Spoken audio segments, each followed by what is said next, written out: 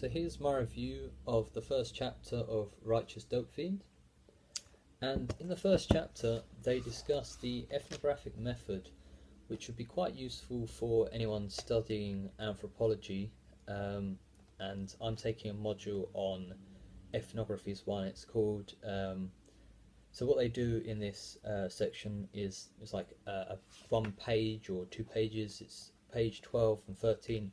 They just discuss why it's useful to use the ethnographic method to research the drug addicted homeless people they study. And then they also move into theoretical approaches to social suffering, where they look at many different theorists' ideas of what causes social suffering. For instance, they look at the sociologist Pierre Bourdieu's, I'm reading it a little bit, Pierre Bourdieu's concept of symbolic violence, which is quite an interesting idea. They just look at how the society can cause violence towards people and can oppress people and harm people through not necessarily structural violence, like the Marxists see the economy as being the sole reason for people being in poverty.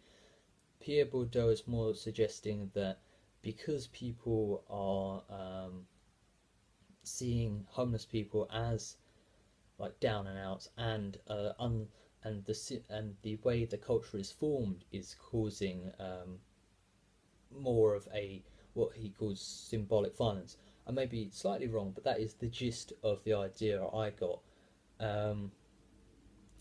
So then they combine, what they do is they do quite a complex thing where they bring in their own theory of lumpen abuse, which is basically, from what I understand, a theory of many different things that have led to the abuse that the homeless people are experiencing, in that they're experiencing abuse from the police, abuse from being neglected in society, interpersonal abuse from their own communities that they're living in, abuse from themselves, in that they're suffering.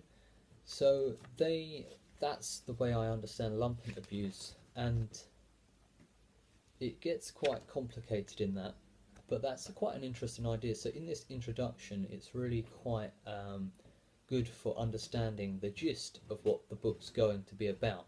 And then to prove my point even more, the next section they just give an outline of the book, and they basically explain what each chapter is going to entail.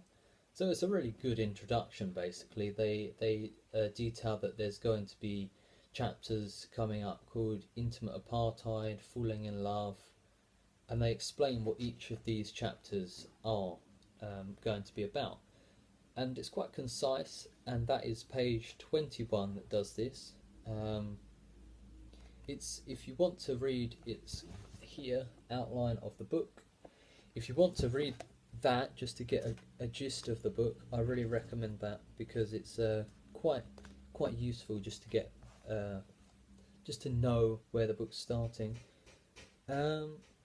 Someone's just come here, so I'm gonna have to go, but I hope you like that.